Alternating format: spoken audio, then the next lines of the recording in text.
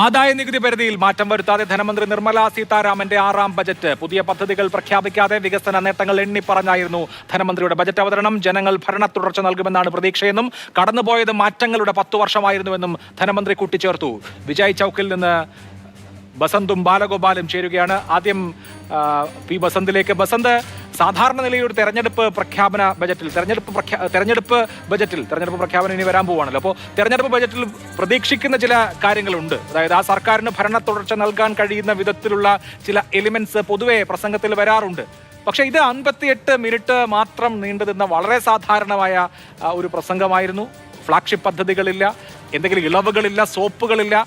എന്തുകൊണ്ടായിരിക്കും? അല്ല, ഞാൻ കാണുന്നത് നിർമ്മലാ സീതാരാമൻ ബഡ്ജറ്റ് പ്രസംഗം അവസാനിപ്പിച്ചുകൊണ്ട് പറഞ്ഞ ഒരു വാചകമാണ്. ജൂലൈ മാസത്തിൽ ഞാൻ തന്നെ ഈ ബജറ്റ് അവതരിപ്പിക്കും, സമ്പൂർണ്ണ ബജറ്റ് അവതരിപ്പിക്കും എന്നുള്ളതാണ്. ആ കോൺഫിഡൻസ് ആണ് അവരെ ഇത്തവണത്തെ ബജറ്റിൽ പ്രത്യേകിച്ച് ഒരു പരിപാടികളോ പദ്ധതികളോ മറ്റൊന്നും തന്നെ നൽകാതെ ഒരു സാധാരണ പോലെ സർക്കാരിൻ്റെ പ്രവർത്തനങ്ങൾ എണ്ണിപ്പറയുകയും അതോടൊപ്പം തന്നെ നിലവിലുള്ള പദ്ധതികൾക്ക് കുറച്ചുകൂടി തുക കൂട്ടുകയും ചെയ്തുകൊണ്ടുള്ള കാര്യങ്ങളിലേക്ക് കടക്കാൻ കാരണം. അതല്ലാതെ മറ്റൊന്നും നമുക്ക് ഇത് വിലയിരുത്താൻ ഇപ്പോൾ സാധ്യമല്ല. ഒരു ഇടക്കാല ബജറ്റ് എന്നുള്ള നിലയ്ക്ക് സ്വാഭാവികമായിട്ടും കൂടുതൽ പദ്ധതികൾ പ്രഖ്യാപിക്കാറില്ല എന്ന് വേണമെങ്കിൽ പറയാം. പക്ഷേ കഴിഞ്ഞ 2019 ഇടക്കാല ബജറ്റിലാണ് കിസാൻ സമ്മാൻ നിധി പ്രഖ്യാപിക്കുകയും അതൊരു വോട്ട് ക്യാച്ചറായി മാറുകയും ചെയ്തത് BJPക്ക്. പക്ഷേ ഇത്തവണ അത്തരത്തിലൊരു പ്രഖ്യാപനത്തിലേക്ക് പോകാൻ അവർ തയ്യാറാകാത്ത ആ ഒരു ആത്മവിശ്വാസമാണ് കഴിഞ്ഞ ദിവസം പ്രധാനമന്ത്രി നരേന്ദ്രമോദിയും അതുപോലെ തന്നെയാണ് പറഞ്ഞത്. ഇത് ഇടക്കാല ബജറ്റാണ്, ജൂലൈ മാസത്തിൽ സമ്പൂർണ്ണ ബജറ്റ് ഞങ്ങൾ തന്നെ അവതരിപ്പിക്കുമെന്ന് അദ്ദേഹം പറയുമ്പോൾ ഒരു വല്ലാത്തൊരു കോൺഫിഡൻസ് അവിടെ ഉണ്ട്. ആ കോൺഫിഡൻസ് തന്നെയാണ് അവരെ ഇപ്പോൾ ഇത്തരത്തിലൊരു ബജറ്റ് പ്രസംഗത്തിലേക്ക്, ഇടക്കാല ബജറ്റ് പ്രസംഗത്തിലേക്ക് നയിച്ചത്. നികുതി നിരക്കുകളിൽ മാറ്റമില്ല എന്ന് പ്രഖ്യാപിക്കേണ്ടി വന്നത്, അതുപോലെ തന്നെ നിലവിലുള്ള പദ്ധതികൾ കുറച്ചുകൂടി വളരെ വലിയ രീതിയിൽ മുന്നോട്ട് കൊണ്ടുപോകും എന്നുള്ള പ്രഖ്യാപനത്തിലേക്ക് മാത്രം ഒതുക്കിക്കൊണ്ട് 58 മിനിറ്റ് കൊണ്ട് പ്രസംഗം അവസാനിപ്പിക്കുകയും ചെയ്തത്. അതുകൊണ്ട് തന്നെയാണ് സംസ്ഥാനങ്ങൾക്ക് കൂടുതൽ നീക്കിയിരിപ്പ് ഞങ്ങൾ നൽകുമെന്നുള്ളൊരു പ്രഖ്യാപനം വന്നു. അതുകൊണ്ടാണ് വി മുരളീധരൻ അല്പസമയം മുമ്പ് പറഞ്ഞത് ഇത് കേരളത്തിന് ഗുണകരമായ ഒരു ബജറ്റ് എന്നുള്ള നിലയ്ക്ക് അവതരിപ്പിക്കുകയും ചെയ്തത് എന്നാണ് നമുക്കിപ്പോൾ വിലയിരുത്താൻ കഴിയുക. അഭിലാഷ്. തീർച്ചയായും ബാലഗോപാലിനൊപ്പം സാമ്പത്തിക നില ഭദ്രമാണ്. അതായത് ലോകം തളർന്നപ്പോൾ ഇന്ത്യ കുതിക്കുകയായിരുന്നു എന്നുകൂടി പറഞ്ഞു വെക്കുന്നുണ്ട്. നമുക്കറിയാം, കോവിഡ് മഹാമാരി 2 സാമ്പത്തിക വർഷങ്ങളെ ഏറെക്കുറെ തച്ചുടച്ചു.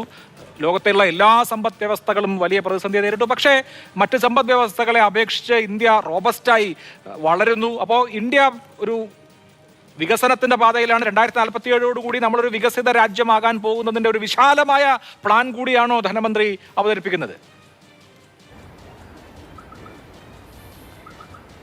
അങ്ങനെ ഒരു അവകാശവാദം ബഡ്ജറ്റ് പ്രസംഗത്തിൽ ധനകാര്യമന്ത്രി നിർമ്മലാ സീതാരാമൻ മുന്നോട്ട് വയ്ക്കുന്നുണ്ടെങ്കിൽ കൂടിയും ഈ യഥാർത്ഥ, അതായത് രാജ്യത്തിൻ്റെ ഒരു എക്കണോമിക് സർവേ പുറത്തു വരുമ്പോഴാണ് നമുക്ക് ഈ ഇപ്പോഴത്തെ യഥാർത്ഥ ഒരു സാമ്പത്തിക സ്ഥിതിയെ സംബന്ധിച്ച് നമുക്ക് പറയാൻ വേണ്ടി കഴിയുന്നത്. ഇതൊരു ഇടക്കാല ബഡ്ജറ്റ് ആയതുകൊണ്ട് തന്നെ അത്തരത്തിൽ ഒരു എക്കണോമിക് സർവേ കഴിഞ്ഞ ദിവസം, സാധാരണഗതിയിൽ ഈ ബഡ്ജറ്റിന് മുമ്പ് ഒരു എക്കണോമിക് സർവേ പാർലമെൻറ്റിൽ വെക്കേണ്ടതാണ്. ഇത് ഇടക്കാല ബഡ്ജറ്റ് ആയതുകൊണ്ട് ഒരു എക്കണോമിക് സർവേ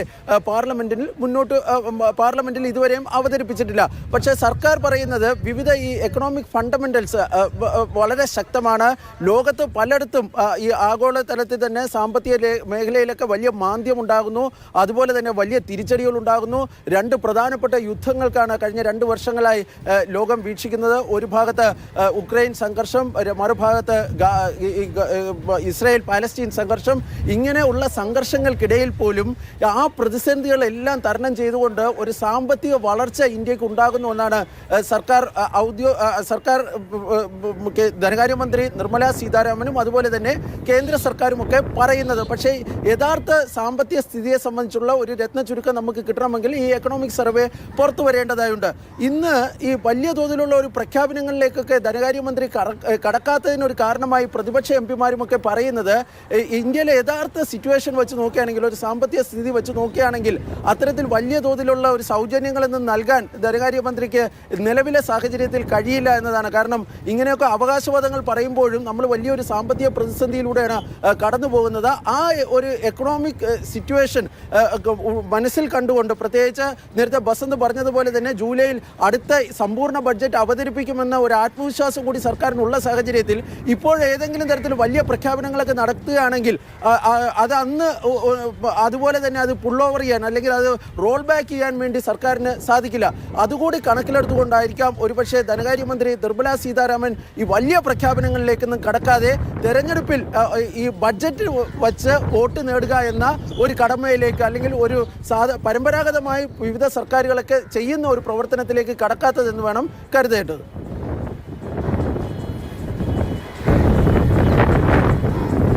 ഫലം എന്തായിരിക്കും ഈ 51% വർധന സാധാരണക്കാരൻ്റെ വരുമാനത്തിൽ ഉണ്ടായി എന്നൊരു പ്രഖ്യാപനം ഇതിൽ വന്നത്? ഈ 51% വർധനവ് എന്ന് ഈ പറയുമ്പോഴും ഈ അത് സംബന്ധിച്ചൊരു നമുക്കൊരു റിയലിസ്റ്റിക് ആയുള്ളൊരു കണക്ക്, കാരണം എക്കണോമിക് സർവേ ഒക്കെ പുറത്തു വരുമ്പോൾ മാത്രമായിരിക്കും നമുക്കത് അറിയാൻ വേണ്ടി സാധിക്കുന്നത്. പക്ഷേ അത്തരമൊരു ഒരു കണക്ക് ഒരു ഇലക്ഷൻ ഇയർ ആയതുകൊണ്ടാകാം, പക്ഷേ ഒരുപക്ഷെ ധനകാര്യമന്ത്രിയുടെ ഭാഗത്ത് നിന്ന് അത്തരത്തിലൊരു പ്രഖ്യാപനം ഉണ്ടായത് എന്ന് വേണം കരുതപ്പെടേണ്ടത്. പക്ഷേ ധനമന്ത്രിയെ സംബന്ധിച്ചിടത്തോളം ഒരു ആത്മവിശ്വാസം വരുന്നതെന്ന് പറഞ്ഞാൽ ഈ പല കാര്യങ്ങളിലും, അതായത് പ്രത്യേകിച്ച് 25 കോടി ജനങ്ങളെ ദാരിദ്ര്യത്തിൽ നിന്നും ഉയർത്തിക്കൊണ്ടുവരാൻ കഴിഞ്ഞിട്ടുണ്ട് കഴിഞ്ഞ 10 കൊല്ലത്തിനിടയിൽ എന്ന് പറയുമ്പോൾ ഒരു സർക്കാരിൻ്റെ പ്രവർത്തന നേട്ടമായി അത് അവതരിപ്പിക്കുന്നു എന്നുള്ളതാണ്. അതിന് ഒരു ബജറ്റ് അവതരണത്തിനേക്കാൾ ഉപരി കഴിഞ്ഞ ദിവസം രാഷ്ട്രപതി ചെയ്തതുപോലെ തന്നെ ഒരു സർക്കാരിൻ്റെ നേട്ടത്തെ എടുത്ത് കാണിക്കുക എന്നുള്ളത് അതായിരിക്കണം ഒരു പ്രൈം ഫോക്കസ് എന്നുള്ള തരത്തിലേക്ക് ഈ കാര്യങ്ങൾ കൊണ്ട് എത്തിച്ചു. രാവിലെ ബസിൻ്റെ റിപ്പോർട്ട് ചെയ്തപ്പം തന്നെ പറഞ്ഞിരുന്നു അതൊരു റിപ്പോർട്ട് കാർഡ് അവതരണമാണ്. ബേസിക്കലി ഒരു ഇൻട്രീം ബഡ്ജറ്റ് അവതരിപ്പിക്കുന്നതിനേക്കാൾ ഉപരിയായി ഒരു റിപ്പോർട്ട് കാർഡ് അവതരണമാണ് എന്ന് ബസന്ത് രാവിലെ ഈ പറഞ്ഞപ്പോൾ, ബസന്ത് നിരവധി ബഡ്ജറ്റുകളൊക്കെ റിപ്പോർട്ട് ചെയ്തിട്ടുള്ളതല്ലേ ഇത് ഇത്രയും ഹ്രസ്വമായ ഒരു ഇടക്കാല ബഡ്ജറ്റ്? കാരണം സാധാരണ ഇടക്കാല ബഡ്ജറ്റിലാണല്ലോ വലിയ ഈ നമ്മൾ രാവിലെ ചർച്ച ചെയ്യുമ്പോൾ തന്നെ നമ്മൾ പറഞ്ഞിരുന്നു വലിയ പ്രഖ്യാപനങ്ങളൊക്കെ ആയിരിക്കും നാളെ, അതിനനുസരിച്ച് തലക്കെട്ടുകളൊക്കെ മാറ്റേണ്ടി വരും എന്നൊക്കെ ആയിരുന്നല്ലോ നമ്മൾ പറഞ്ഞിരുന്നത്. എന്താണ് ഈ ഒരു ബഡ്ജറ്റിനെ കുറിച്ച് അങ്ങ് കാണുന്നത്? ഏറ്റവും കുറഞ്ഞ അത് ഈ പറഞ്ഞ പോലെ 58 ഒരു മണിക്കൂർ പോലും തികയ്ക്കാതെ ഒരു ബജറ്റ് ഇടക്കാല ബജറ്റ് അവതരിപ്പിച്ചുകൊണ്ട് ഒരു തെരഞ്ഞെടുപ്പിലേക്ക് പോവുക എന്നുള്ള തന്നെയായിരുന്നു സർക്കാരിൻ്റെ തീരുമാനം എന്നുള്ള കാര്യത്തിൽ സംശയമില്ല. കാരണം കഴിഞ്ഞ ദിവസം രാഷ്ട്രപതിയുടെ പ്രസംഗത്തിലും എടുത്തു പറഞ്ഞത് സർക്കാരിൻ്റെ പ്രവർത്തനങ്ങൾ മാത്രം. അപ്പോൾ ഇത്തവണയും അത് വീണ്ടും റീറ്ററേറ്റ് ചെയ്തുകൊണ്ട് അതിൻ്റെ ഒരു ഫിഗേഴ്സ് അവതരിപ്പിക്കുക എന്നുള്ളതായിരുന്നു. ഒരുപക്ഷെ ഈ പറഞ്ഞ പോലെ 25 കോടി ജനങ്ങളെ ഞങ്ങൾ ദാരിദ്ര്യത്തിൽ നിന്ന് ഉയർത്തിക്കൊണ്ട് വരുന്നു എന്ന് പറയുമ്പോൾ അതിനർത്ഥം ഞങ്ങൾ വലിയ തോതിലുള്ള ഒരു പ്രവർത്തനം ഞങ്ങൾ കാഴ്ചവെച്ചു എന്നുള്ളതാണ്. കഴിഞ്ഞ ദിവസം രാഷ്ട്രപതി പറഞ്ഞ വാക്ക് എന്തായിരുന്നു? ഗരീബി ഹട്ടാവോ എന്നുള്ള മുദ്രാവാക്യം ഞാൻ എൻ്റെ ചെറുപ്പകാലം മുതലേ കേട്ടു തുടങ്ങിയതാണ്, പക്ഷേ ഇപ്പോഴാണ് അത് വിജയത്തിലെത്തിയത് എന്നുള്ളൊരു നിലപാട്. അപ്പോൾ ഈ സർക്കാരാണ് അത് ചെയ്തത്. മുൻ സർക്കാരുകൾക്ക് അത്തരത്തിലൊരു UPA സർക്കാരിന് അല്ലെങ്കിൽ മുൻപിരുന്ന കോൺഗ്രസ് സർക്കാരുകൾക്കൊന്നും തന്നെ ഇത്തരത്തിൽ യാതൊരുവിധ പ്രവർത്തനവും നടത്താൻ കഴിഞ്ഞില്ല എന്നുള്ളൊരു ഒരു വാദം ജനങ്ങളുടെ മുന്നിലേക്ക് അടിച്ചേൽപ്പിക്കുന്നു. അതായത് ഒരു ലൈവ് ടെലിവിഷനിലൂടെ അല്ലെങ്കിൽ ജനങ്ങൾ കാണുന്ന ഈ ഒരു പ്രസംഗത്തിലൂടെയൊക്കെ അടിച്ചേൽപ്പിക്കാൻ BJP ശ്രമിക്കുന്നു എന്നുള്ള ഒരു വിഷയം കൂടിയുണ്ട്. എനിക്ക് ഒരു കാരണം വളരെ അധികം ഒന്നും ചർച്ച ചെയ്യപ്പെടാത്ത ഒരു കാര്യം, എനിക്ക് ഈ ബഡ്ജറ്റ് പ്രസംഗത്തിൽ ഏറ്റവും വളരെ ശ്രദ്ധേയമായ ഒരു കാര്യം ഈ ജനസംഖ്യാ വർധനവിനെ കുറിച്ച് പഠിക്കാൻ വേണ്ടി ഒരു സമിതിയെ വെച്ചിരിക്കുന്നു. അതുപോലെ തന്നെ ഡെമോഗ്രാഫിക് പ്രൊഫൈലിൻ്റെ ചേഞ്ചസിനെ കുറിച്ച് പഠിക്കാൻ എന്തായിരിക്കും അതുകൊണ്ട് BJP ഉദ്ദേശിക്കുന്നത്?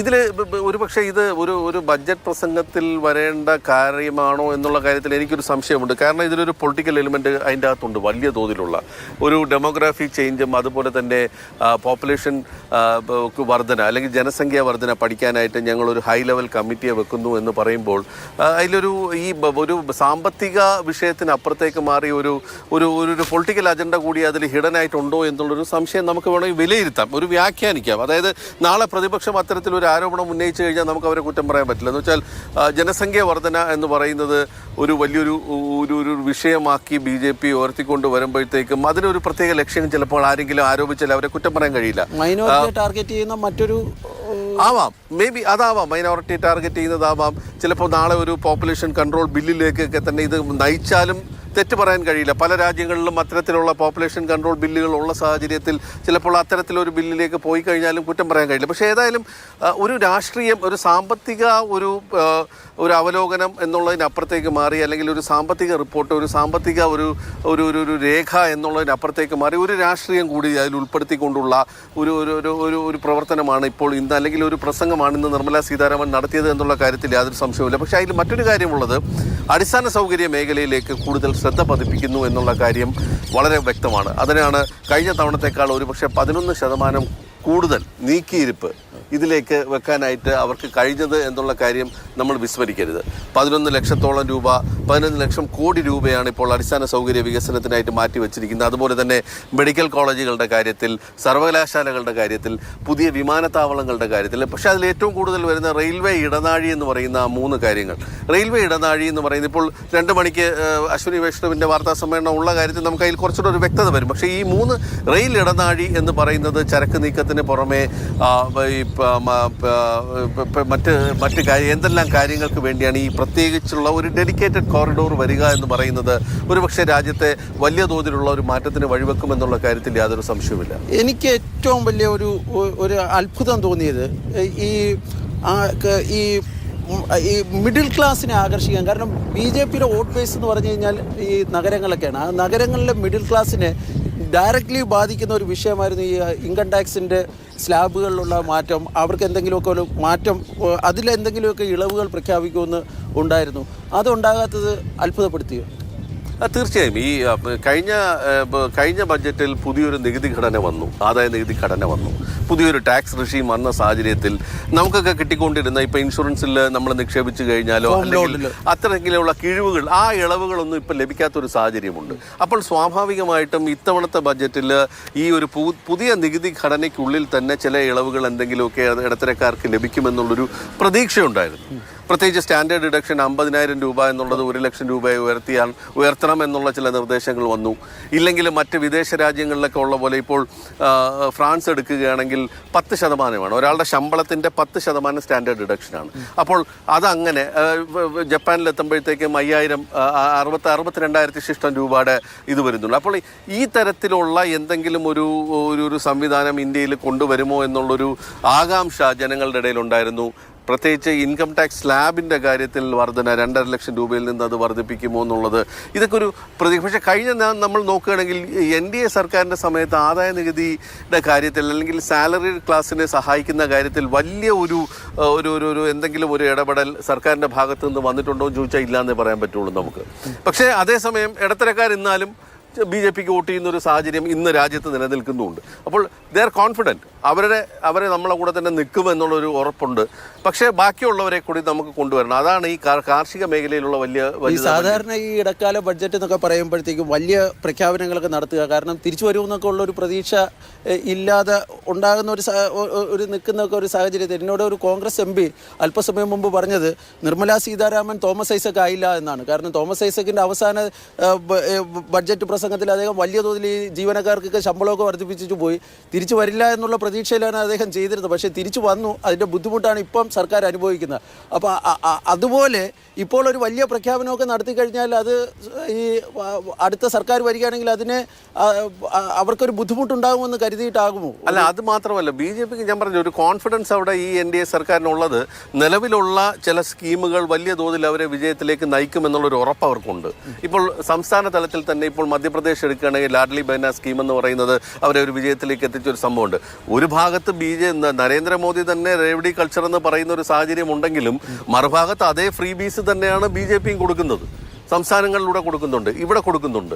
ഇപ്പോൾ ഈ പറഞ്ഞ കിസാൻ സമ്മാൻ നിധി വഴി 6,000 രൂപ വെച്ച് കൊടുക്കുന്ന 8,000 ആക്കിയേക്കും എന്നുള്ളൊരു സൂചന ഉണ്ടായിരുന്നു. അല്ലെങ്കിൽ വനിതാ കർഷകർക്ക് 12,000 രൂപയോ 10,000 രൂപയോ കൊടുക്കുമെന്നൊരു പ്രഖ്യാപനം ഉണ്ടായിരുന്നു. അപ്പോൾ ഇതൊക്കെ ഒരു വിധത്തിൽ നോക്കിയാൽ അത് ഖജനാവിനെ ബാധിക്കുന്ന ചില നീക്കങ്ങൾ തന്നെയാണ്. പക്ഷേ എന്നാലും BJPക്ക് അറിയാം അതൊരു വോട്ട് ക്യാച്ചിങ് ഇതാണെന്നുള്ളത്. അവരുടെ ഒരു കോർ വോട്ടർ ബേസ് എന്ന് പറഞ്ഞാൽ ഗ്രാമീണ മേഖലകളിലേക്ക് ഇറങ്ങി ഈ ഇടത്തരക്കാർക്ക് പുറമെ അവരെ കൂടി അട്രാക്ട് ചെയ്യുന്ന തരത്തിലേക്ക് ചില നീക്കങ്ങൾ, ചില ഇടപെടലുകൾ, ചില പദ്ധതികൾ പ്രഖ്യാപിക്കുക എന്നുള്ളതായിരുന്നു. അത് അവർ കഴിഞ്ഞ കുറേ കാലമായി വിജയിപ്പിച്ച് കൊണ്ടുവരുന്നത് കുറച്ചുകൂടി മുന്നോട്ട് കൊണ്ടുപോകുന്നു. അതോടൊപ്പം തന്നെ ഈ പറയുന്ന വിനോദസഞ്ചാര മേഖല, ഇപ്പോൾ ലക്ഷദ്വീപ് എടുക്കുകയാണെങ്കിൽ എടുത്തു പറഞ്ഞൊരു വാക്കാണ്, ഒരു കാര്യവുമില്ലാതെ പൂർണ്ണമായും വിനോദസഞ്ചാര മേഖലയിലെ ലക്ഷദ്വീപിനെ എടുത്തു പറഞ്ഞുകൊണ്ടാണ് നിർമ്മലാ സീതാരാമൻ പ്രസംഗിച്ച. മറ്റൊരു മേഖലയും പറഞ്ഞില്ല, ഒരു സംസ്ഥാനത്തിനെ കുറിച്ചും പറഞ്ഞില്ല, ലക്ഷദ്വീപാണ് പറഞ്ഞത്. ലക്ഷദ്വീപിനെ കുറിച്ച് പറയുമ്പോഴും കണക്ടിവിറ്റിയാണ് പറയുന്നത്. കണക്ടിവിറ്റി ഞങ്ങൾ വർദ്ധിപ്പിക്കുന്നു എന്ന് പറയുമ്പോഴത്തേക്ക് അതൊരു വലിയ തോതിലുള്ള ഒരു ഡെസ്റ്റിനേഷനാക്കി, ടൂറിസ്റ്റ് ഡെസ്റ്റിനേഷനാക്കി മാറ്റാൻ അവർ തീരുമാനിച്ചിരിക്കുന്നു എന്നുള്ള കാര്യത്തിൽ സംശയമില്ല. മാലിദ്വീപുമായിട്ടുള്ളൊരു തർക്കം അവിടെ നിൽപ്പുണ്ട്.